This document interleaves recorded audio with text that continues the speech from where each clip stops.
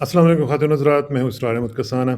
एक जंग चल रही है पाकिस्तान में, जो आप देख रहे हैं, और जिस तरीके से एक मामला शुरू किया गया आउट ऑफ नोवेयर। हालांकि कुछ दिन पहले ये सब लोग कह रहे थे कि हमारे पास नंबर्स नहीं हैं, लेकिन कुछ चीज़ें ऐसी हुई जिन्होंने ट्रिगर किया और सब के सब इकट्ठे हो गए और पाउंस करने के लिए, जैसे नहीं होते वाक़तन, उन्होंने कोशिश की कि फौरी तौर पर वोट ऑफ नो कॉन्फिडेंस दायर किया। फिर कोशिश की है कि एक इस तरह का माहौल बन जाए जिसमें इमरान खान साहब को रुखसत किया जाए और ये जो सब लोग हैं ये इकट्ठे होकर फिर वापस आ जाएं।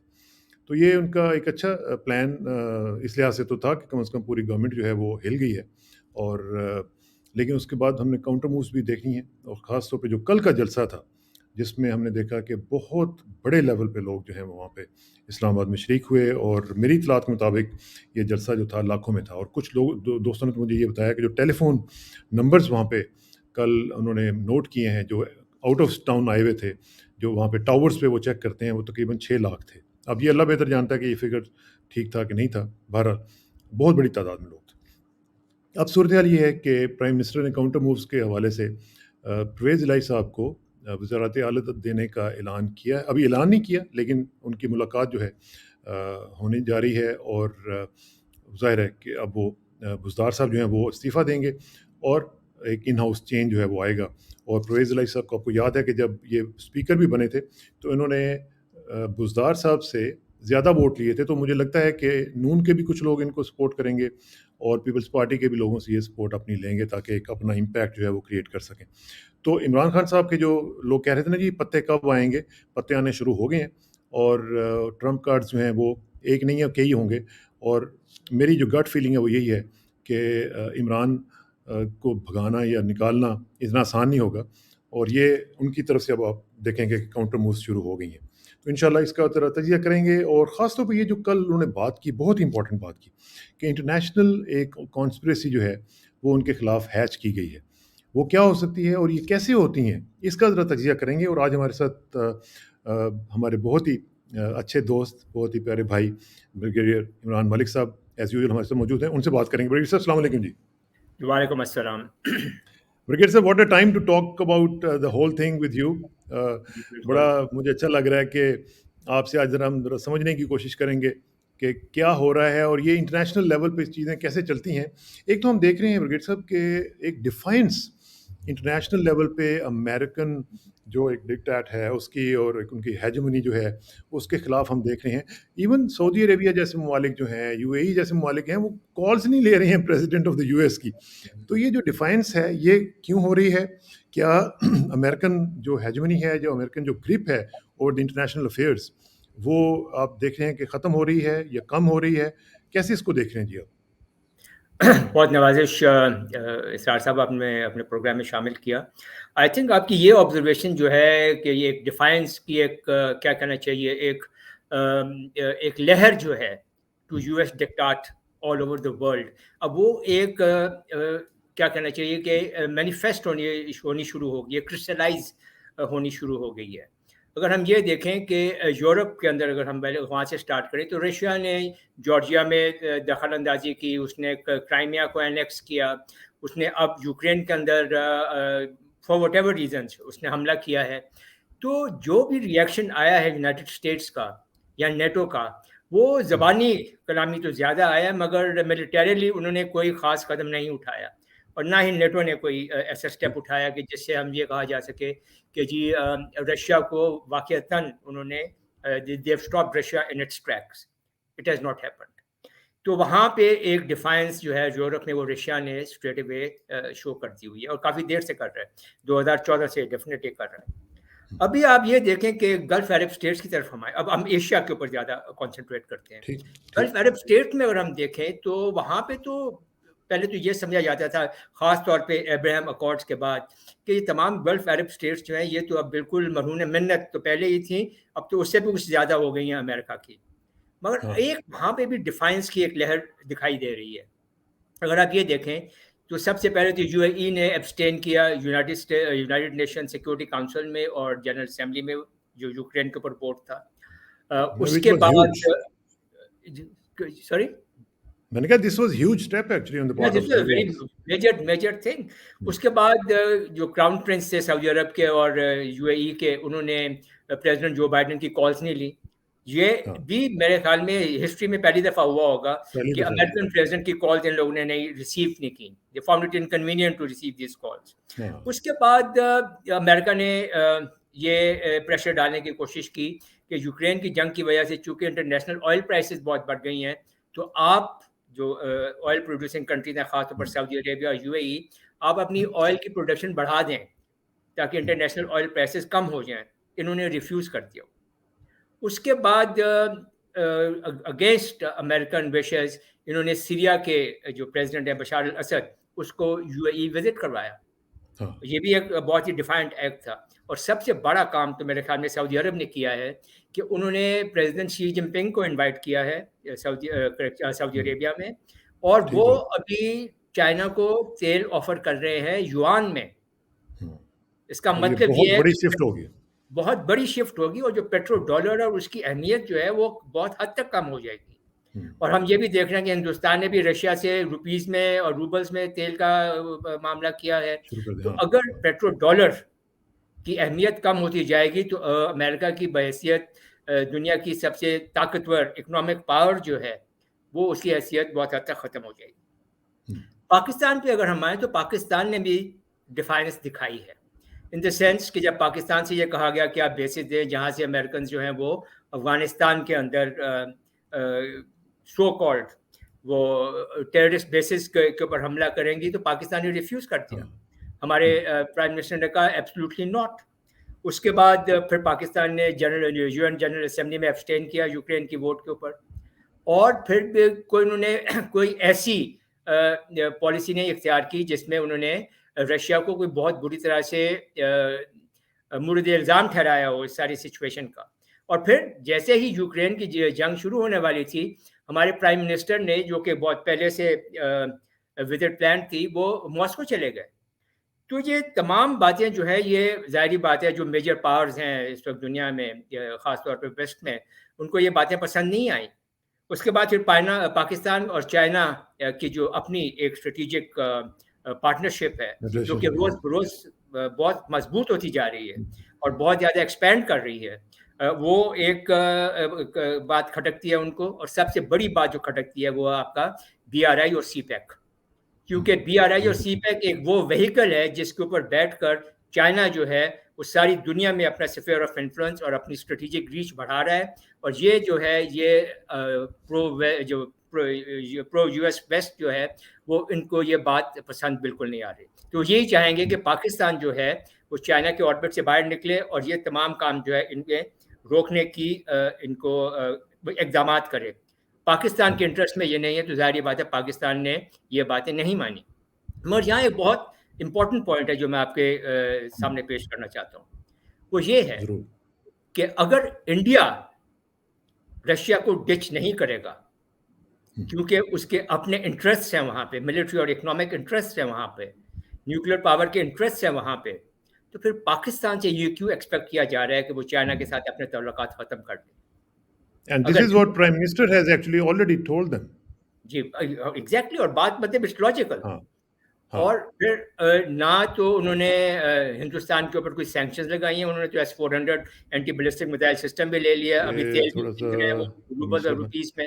और वो जो काटसा I lost you for a second. Brigadier Sahab, I lost you for a second. Can you repeat yourself, please? देखिए ना, जैसे कि हिंदुस्तान जो है उनको उन्होंने कोई उनके ऊपर सैंक्शंस नहीं लगाई, और उसने तेल भी खरीद लिया रशिया से, S-400 anti ballistic missile system भी खरीद लिया, और उसके ऊपर कोई वो काटसा के तहत कोई कदम नहीं लगी, कोई सैंक्शंस नहीं लगी।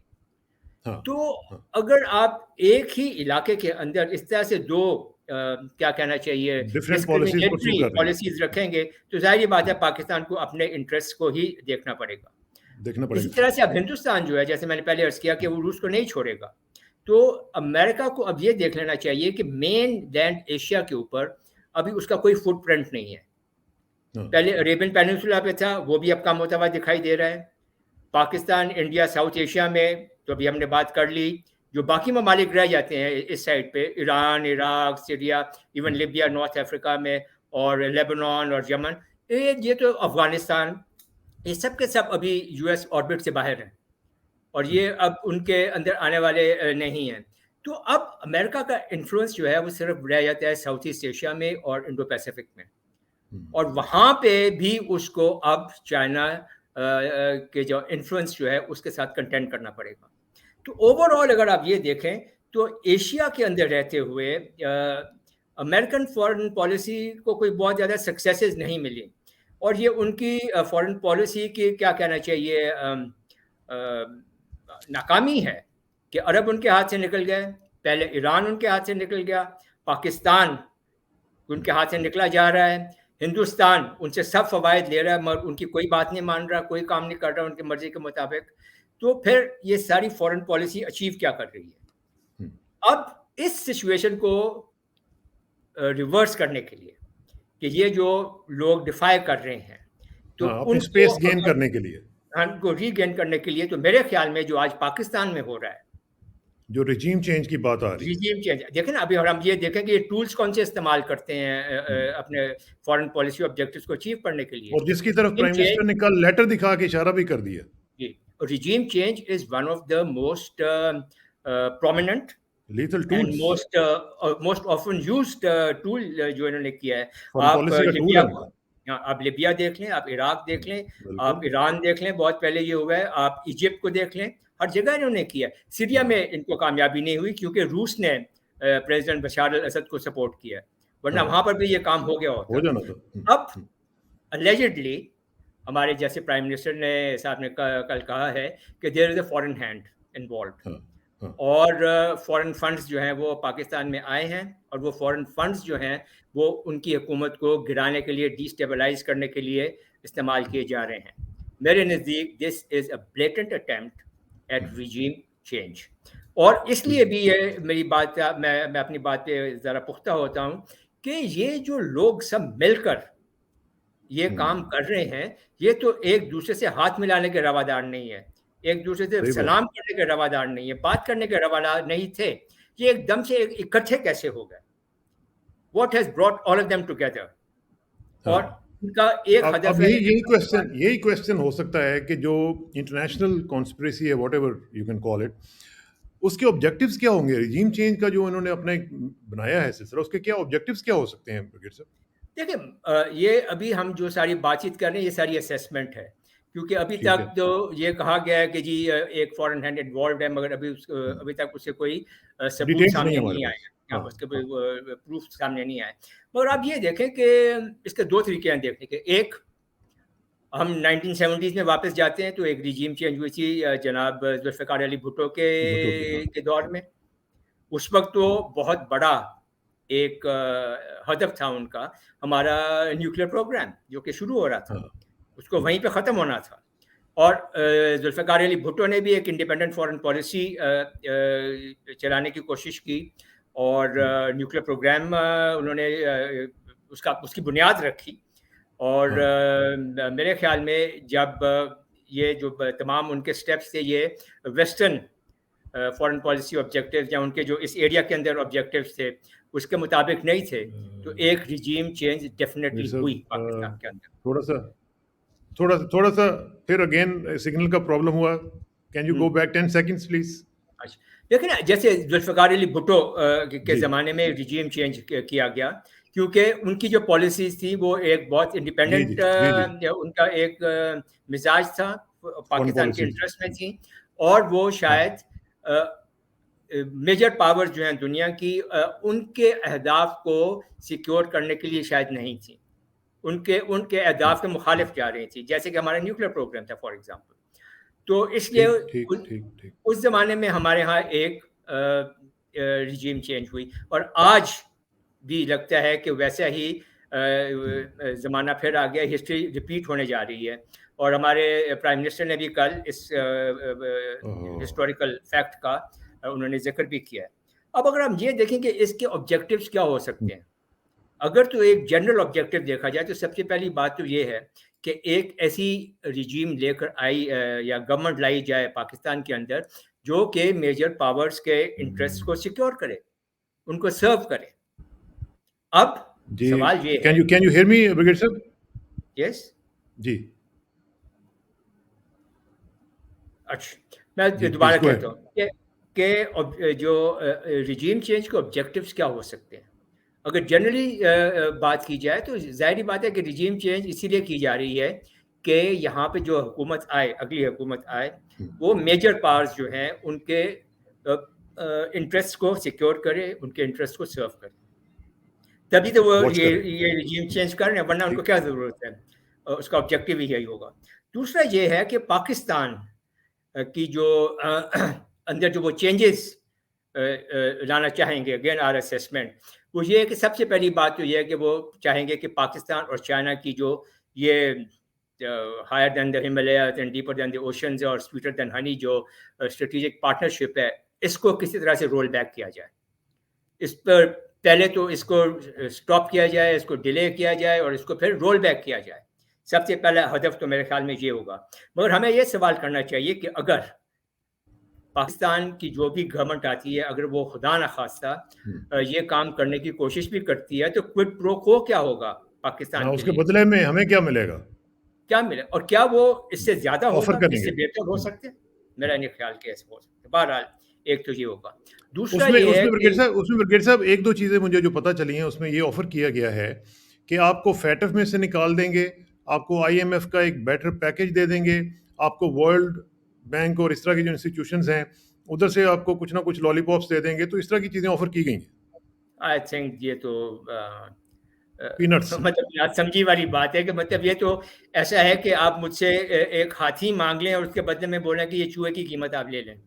तो ये हाँ। ऐसी बात नहीं हो सकती। दूसरा इनका सबसे बड़ा इश्यू है बीआरआई और सीपैक। हुँ, जैसे हमने पहले बात की कि बीआरआई और सीपैक के ऊपर चलते हुए ये वो व्हीकल है जिसके ऊपर चाइनीज़ स्फीयर ऑफ इन्फ्लुएंस और स्ट्रैटेजिक रीच जो है वो दुनिया के मुख्तलिफ इलाकों में पहुँच रही है। हाँ। अब इसको रोकना है। ये वेस्ट के इंटरेस्ट में है कि इसको रोका जाए और सर इसमें पाकिस्तान में ब्रिगेड साहब एक चीज़ मुझे बताइएगा, क्या उनका मकसद इसको रोकना है ऑल टुगेदर या इसको स्लो डाउन करना है? ये तो स्टेप्स है ना, these are hmm, phases. Ultimate अच्छा। Aim is to finish it off. Hmm, पहला फेज होगा इसको आप डिले करें, दूसरा इसका ओके। होगा फेज इसको डिसरप्ट करें, हुँ, तीसरा इसका फेज होगा कि इसको मुकम्मल तौर पे स्टॉप करें और चौथा इसका फेज जो होगा कि आप लोग जितने भी ममालिक चाइना के साथ इस बीआरआई में शामिल हैं वो चाइना से अपने तल्लुकात को ख़त्म करें, हाँ। वो बैकलिंक्स को ख़त्म करें, ताकि ये जो बीआरआई जो है, जो एक जगरनॉट जो है, जो एक नेटवर्क पूरी दुनिया में फैलता चला जा रहा है और वो उसका सद्भाव किया जा सके। और आप हुँ, ये देखें कि बीआरआई जो है it is based on shared prosperity, hmm, कि वो जंग करके वो इसको किसी मुल्क को कैप्चर नहीं कर रहे या उसको फतह नहीं कर रहे चाइनीज़, वो उनके साथ इकोनॉमिक इंटरडिपेंडेंस लाकर और इंफ्रास्ट्रक्चर डेवलपमेंट करके उनके साथ विन विन एक सिचुएशन में आते हैं ताकि दोनों का जिसमें फ़ायदा हो, शेयर्ड प्रॉस्पेरिटी। तो ठीक। अब इससे बेहतर अगर कोई मॉडल ये वेस्ट ला सकता है तो तभी ये मामलात आगे चल सकते हैं, वरना ये नहीं चलेंगे। लेकिन तो बेहतर मॉडल तो देखें ना ब्रिगेड साहब, कितना अच्छा मॉडल है कि तमाम जमातें उन्होंने इकट्ठे करके आपके सामने लगा के खड़ी कर दी हैं कि जनाब एक को निकाल दें, बस हमारा मसला जिसके साथ है, फिर आप देखें कितने अच्छे तरीके से हम गवर्नमेंट चलाएँगे, आपको इकोनॉमिक पैकेजेस भी देंगे।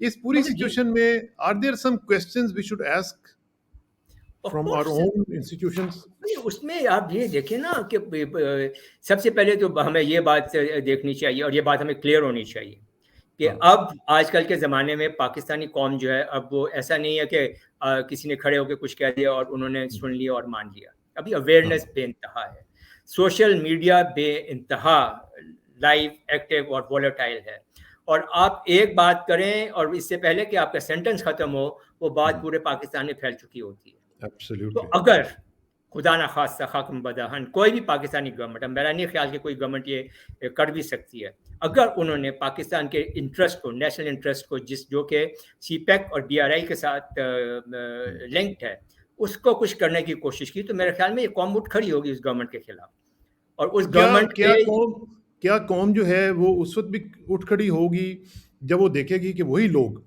जो कि हमारे इदारों को गालियाँ निकालते रहे हैं, वही लोग जो पाकिस्तान को बेचने की बातें करते रहे हैं, वही लोग जिनके बारे में انڈیا والے یہ کہتے رہیں کہ یہ ہمارا کیپٹل ہے، تو کیا اگر ان کو لانے کی کوئی کوشش کرے گا تو قوم کھڑی ہوگی جی؟ قوم کو کھڑا ہونا پڑے گا. دیکھیں میں تو یہ کہتا ہوں کہ چلیں بھلے ہم یہ کہتے ہیں کہ پی ٹی آئی کی گورنمنٹ جو بھی ہے اور عمران خان جو ہمارے پرائم منسٹر ہیں وہ آپ ایک خاص طبقہ سمجھتا ہے یا جو بھی ہماری قوم سمجھتی ہے کہ انہوں نے ڈیلیور نہیں کیا، کہ وہ اچھے نہیں رہے، ہمیں ان سے چھٹکارا حاصل کرنا چاہیے. بائی آل مینس ڈیموکریسی ہے، آپ ڈیموکریٹک پروسیس فالو کر رہے ہیں، یہ ووٹ آف نو کانفیڈنس، آپ ٹھیک ہے کریں اس کو. مگر میرا سوال یہ ہے کہ کیا عمران خان اور پی ٹی آئی کی گورنمنٹ کے بدلے میں از اٹ اے اسٹیپ اپورڈس؟ ہم بہتری کی طرف جا رہے ہیں کہ ہم ریٹروگریڈ یہ اسٹیپ ہے ہمارے لیے. ہمیں بھائی آپ عمران خان کو اسی گورنمنٹ کو ہٹا دیں، bring someone else who is better than them. اب تو وہ لوگ واپس آ رہے ہیں جن کو پچھلے 3-4 دہائیوں سے 30-40 ایئر سے ہم دیکھ رہے ہیں کہ انہوں نے کس طرح سے اس ملک کو تباہ اور برباد کیا ہے، لوٹ کر کھا گئے ہیں یہ لوگ اس ملک کو، اور ہم پھر انہی لوگوں کے پاس واپس جا رہے ہیں. کیا ان لوگوں کے پاس واپس جانا پاکستان کے نیشنل انٹرسٹ میں ہے؟ How will they serve Pakistan's national interest? یہ 40 سال میں اب مجھے پاکستان کا کوئی ایک شہر بتا دیں، بڑا تو چھوڑ ہی دیں، کوئی میڈیم سائز شہر، کوئی ایک شہر جس میں انہوں نے 100% پینے کا پانی سب کو دے دیا ہو، انہوں نے تعلیم سب کو دے دی، بچوں کو دے دی ہو، انہوں نے ہسپتال کی فیسلٹی سب کو دے دی ہو. انہوں نے کچھ بھی نہیں کیا ہے، اور ہم پھر واپس ان لوگوں کے پاس جا رہے ہیں. تو وہ تو آئنسٹائن کی ایک کہاوت ہے کہ if you keep doing the same thing over and over again and expect different results every time, then you are insane. یہ انسینٹی کی علامت ہے. ہم بھی بار بار انہی لوگوں کے پاس واپس جا رہے ہیں جو ہمیں پہلے ڈس اپوائنٹ کر چکے ہیں. تو کیا آپ یہ کہہ رہے ہیں کہ اگر اس طرح کا کام ہوتا ہے جو کہ انٹرنیشنل لیول پہ انویژن کیا گیا ہے، تو یہ پاکستان کی جو آزادی ہے، اسٹریٹجک اٹانومی ہے، اس کو خطرے میں لانے کے مترادف ہے، پاکستان کا فیوچر خطرے میں ڈالنے کے مترادف ہے؟ جی بالکل.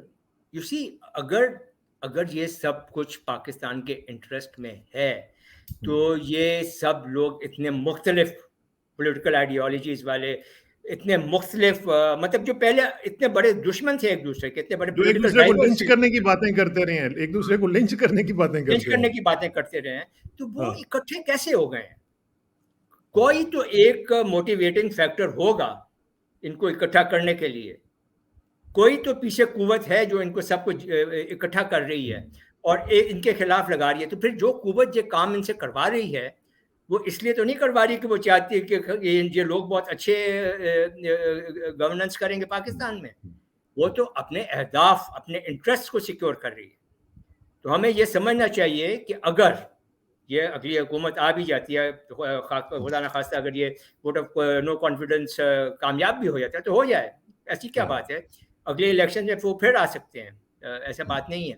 بٹ دا پوائنٹ از کہ یہ جو بھی اگر اگلی گورنمنٹ آتی ہے، جب بھی اس نے کوئی ایک قدم ایسا اٹھایا جو کہ پاکستان کے نیشنل انٹرسٹ کے خلاف ہوا، تو اب 1970 کی دہائی میں اور 2020 کی دہائی میں بہت زیادہ فرق ہے.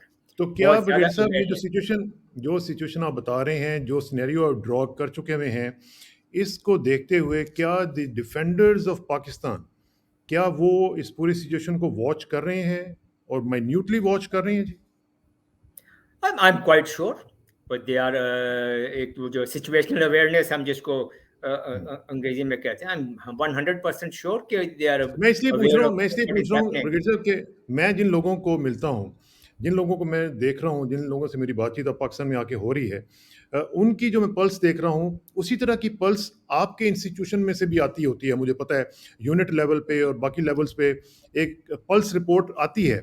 وہ جو پلس رپورٹ ہے کیا وہ پہنچ رہی ہے ہائیسٹ لیول پہ؟ ڈیفینیٹلی وہ تو ایک نارمل آپ کیا سمجھ لیں روٹین کا ایشو ہے، اور یہ تو میں یقین سے کہہ سکتا ہوں کہ جو سروسز کی جو پلس ہے، جو کہ نیشن کی جو پلس ہے، اس سے وہ بے خبر نہیں ہوں گے، ڈیفینیٹلی بے خبر نہیں ہوں گے.